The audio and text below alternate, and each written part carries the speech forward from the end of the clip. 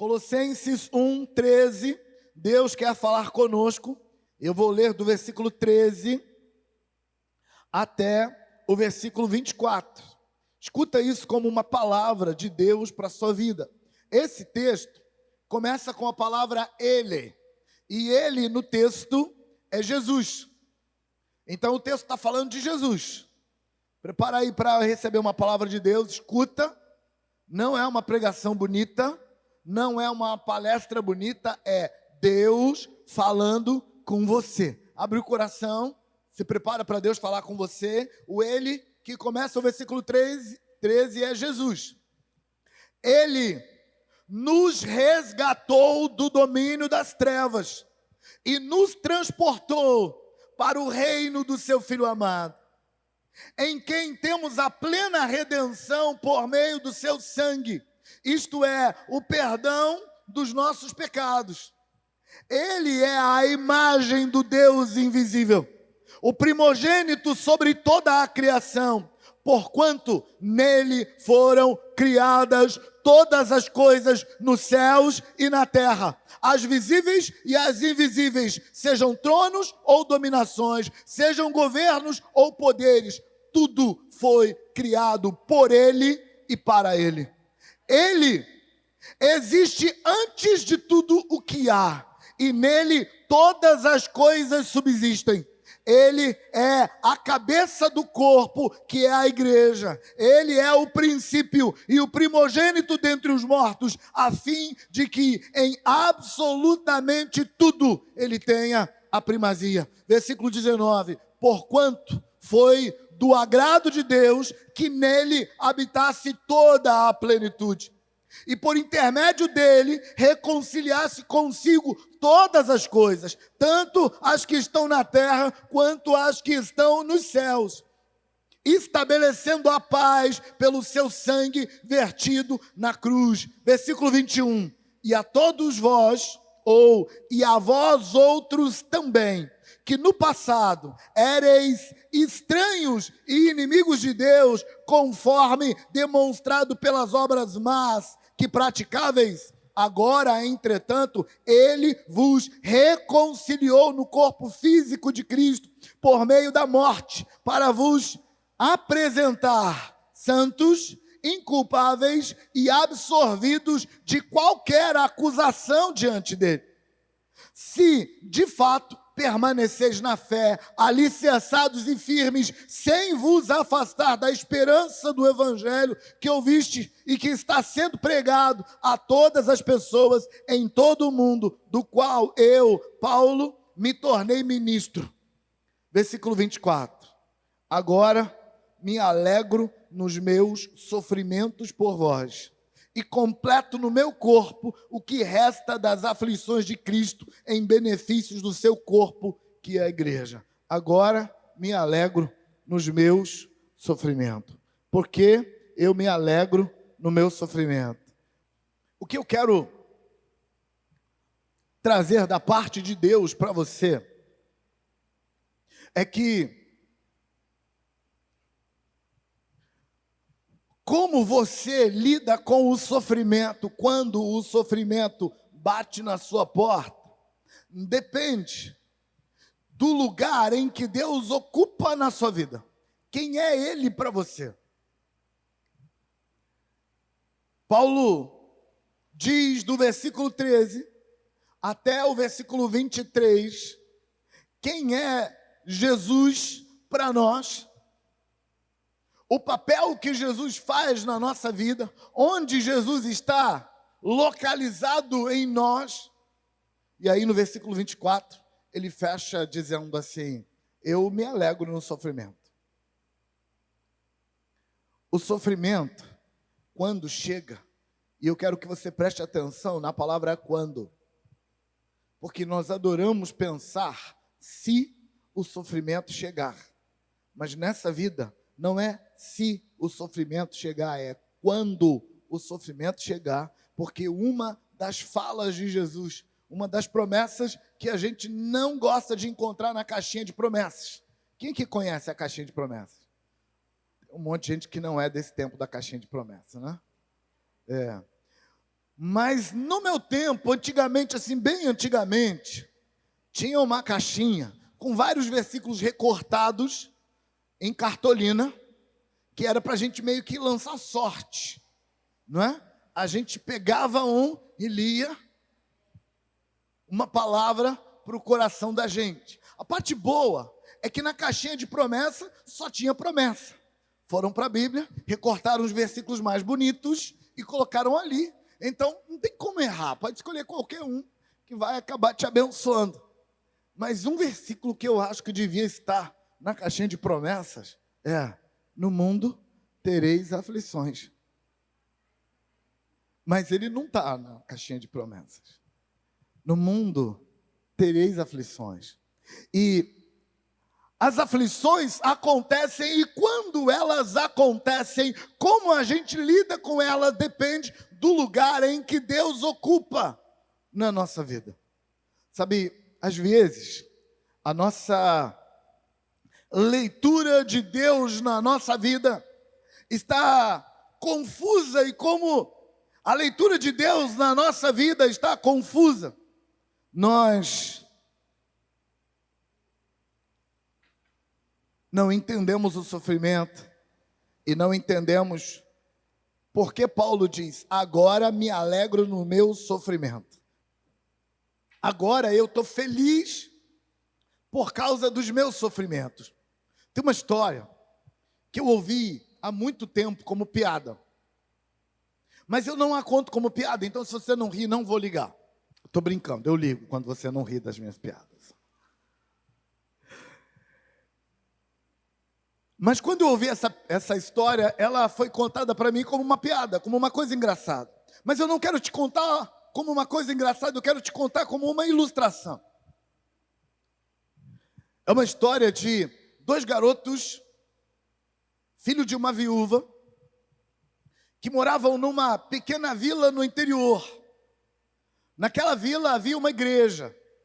E como todas as pessoas da vila frequentavam a igreja e eram amigas do pastor daquela igreja, aqueles dois meninos órfãos de pai acabavam por ser meio que paternizado pelo pastor da igreja. Mas o pastor, por ser uma igrejinha de interior, o pastor era removido de tempo em tempo e sempre chegava um pastor novo.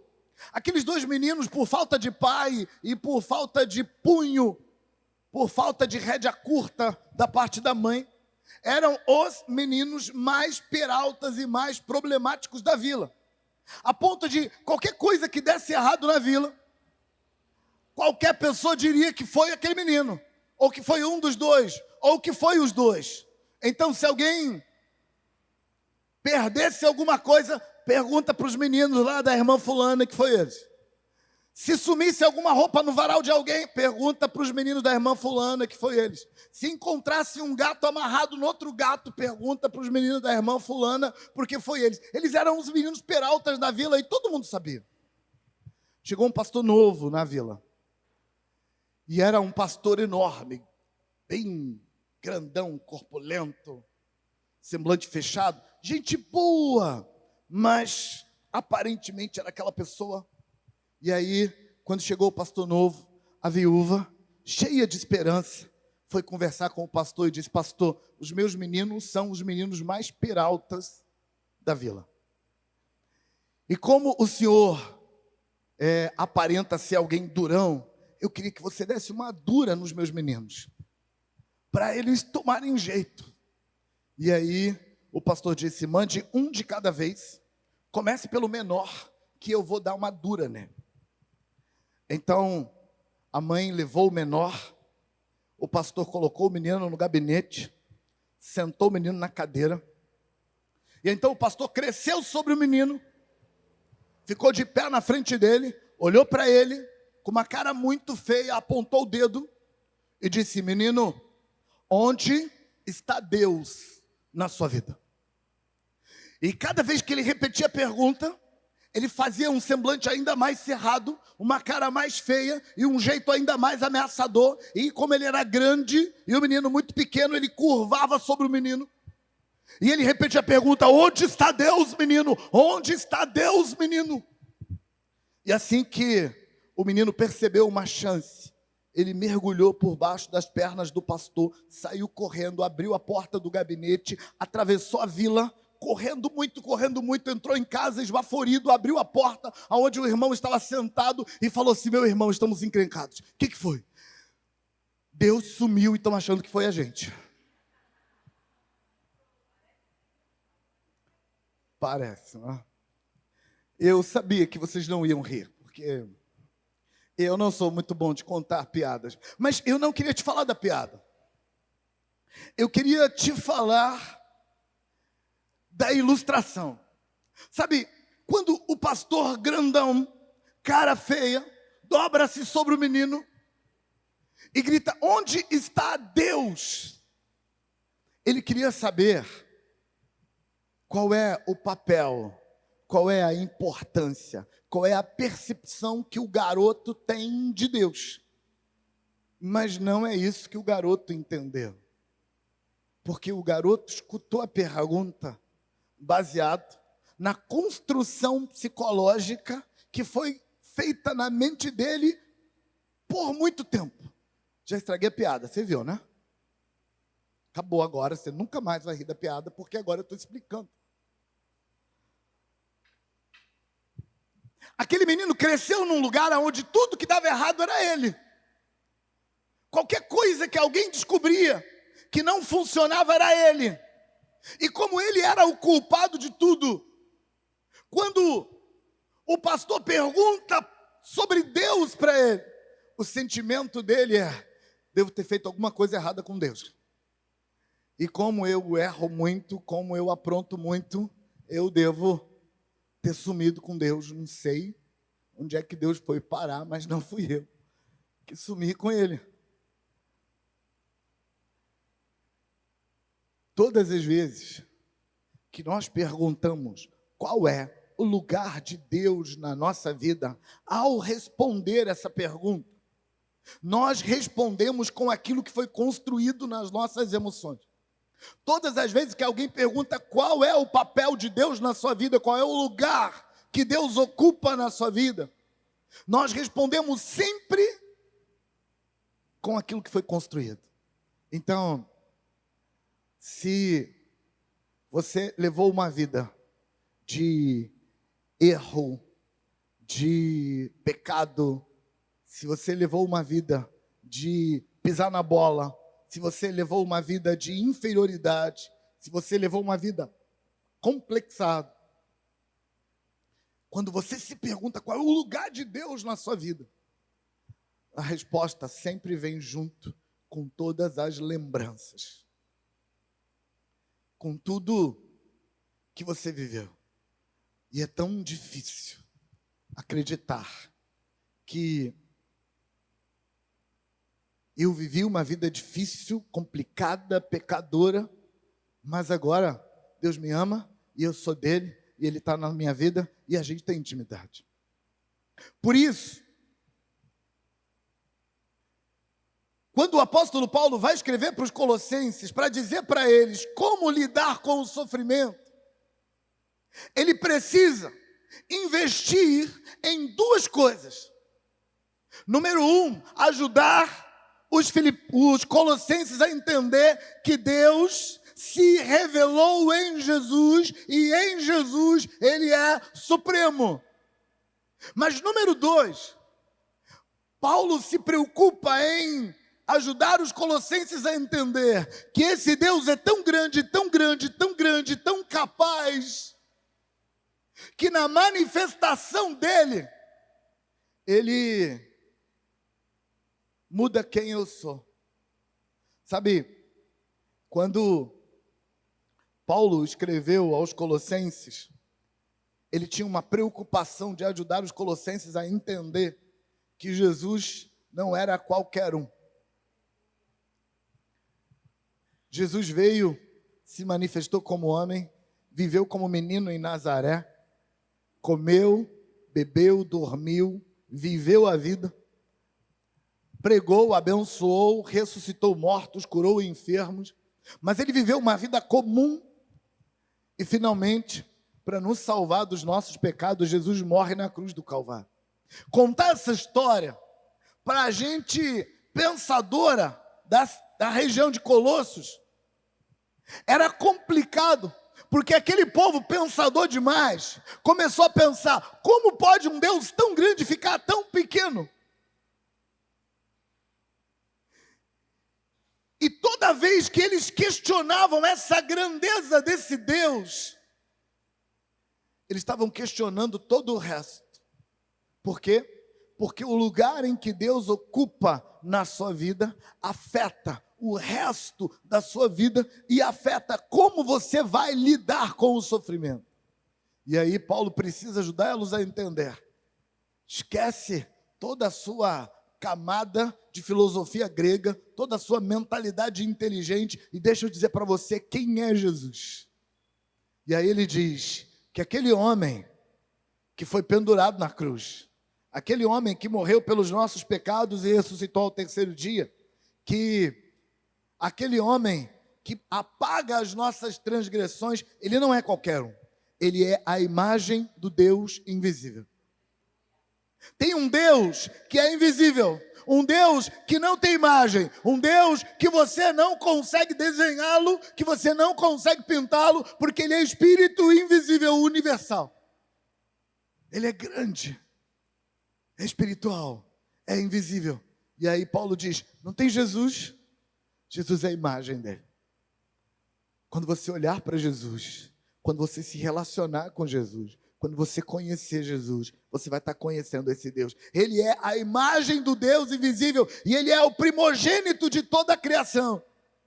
A ideia é que saiu dele toda a criação de todos os mundos. Quando o apóstolo João escreveu o seu evangelho, depois de todos os outros já terem escrito os deles, Mateus, Marcos e Lucas já tinham escrito, João escreve já no final do primeiro século, quando todos os outros já tinham escrito, João escreve dizendo que no princípio Jesus era o Verbo estava com Deus e o Verbo era Deus. Todas as coisas foram feitas por ele, João capítulo 1. Sem ele nada do que foi feito se fez. Sabe o que João e Paulo estão dizendo? Estão dizendo que antes que houvesse coisa nenhuma, Jesus já era Deus. E quando Deus decidiu criar, quem liberou a palavra da criação? Por isso que o texto diz que no princípio ele era o Verbo. Todas as coisas, incluindo os seres espirituais, incluindo os querubins, serafins, incluindo os anjos, tudo que foi criado pela palavra. E quem liberou a palavra liberada, saiu de Jesus. Jesus é pré-existente. Quando Jesus veio ao mundo através de Maria, ele não passou a existir ali, ele já era antes daquilo. Esse Jesus apresentado aqui, ele é grande. E quando a gente olha para esse Jesus grande, que é a imagem do Deus invisível, junto com a grandeza de quem ele é, nós percebemos a grandeza da sua redenção. Deixa eu te contar uma coisa. Esse Deus é tão grande, tão grande, tão grande, tão grande, tão grande, que quando você olha para ele, você se lembra dos seus pecados. Ele é tão santo, tão perfeito, tão puro, que não tem como, não tem jeito. Quem comparece na presença dele lembra que não é perfeito. O profeta Isaías teve uma experiência dessas. Capítulo 6 do profeta Isaías. Isaías teve uma visão. Ele estava no templo, o templo começou a tremer. Isaías tem uma visão de Deus, a glória de Deus enche o templo. Ele viu serafins voando ao redor. E sabe o que Isaías pensou na hora em que a glória de Deus se manifestou? Ele diz, estou encrencado, porque eu sou alguém de lábios impuros e eu moro num povo que também é de lábios impuros. Então, estou encrencado. Deus se manifestou para mim. Mas o que Paulo está dizendo para os colossenses é que esse Deus que é grande, ele é grande para nos impressionar, mas Ele também é grande para nos lavar, para nos limpar, para nos curar dos nossos pecados. Ele também é grande para nos apresentar a Ele mesmo puros e santos. O mesmo texto que diz que Ele é a imagem do Deus invisível, que todas as coisas foram criadas por Ele, as coisas do céu, as coisas da terra, as coisas visíveis, as coisas invisíveis, os tronos e as dominações, os governos e os poderes, tudo foi criado por Ele e para Ele. O mesmo texto que diz isso, diz que Ele nos resgatou do domínio das trevas, diz que nós temos a plena redenção por meio do seu sangue. Diz que outrora a gente era estrangeiro e inimigo de Deus, mas agora Ele nos reconciliou através da sua morte na cruz. Esse Deus que é grande o suficiente para com uma palavra criar tudo. Sabe, como Deus é o criador de tudo, significa que Ele não faz parte da criação. Deus não mora aqui dentro. O universo inteiro não cabe Ele. Ele é grande demais. Mas Ele se revelou, se tornando criatura. Sabe, Paulo chama isso de o mistério. Paulo diz, aquilo que ninguém imaginava que acontecesse, aconteceu. É alguma coisa que não faz sentido nem para anjo, nem para demônio, nem para principado, nem para potestade, nem para nossa cabeça. Que o Criador, que está de fora da criação, que libera uma palavra e o que não existe vem a existir, que Ele entra na criação como se Ele fosse uma criatura, mas sem deixar de ser o Criador. Mistério. A mente humana dá um nó. Eu não sei a sua, a minha dá um nó. Mas a verdade é que o Criador virou gente sem deixar de ser o Criador, sem deixar de ser o Todo-Poderoso. Ele é essa coisa enorme. Mas, depois que Paulo deixa claro quem é Deus para mim, quem sou eu para Deus, então ele coloca na mesa a questão do sofrimento, dizendo assim, agora eu me alegro nos meus sofrimentos.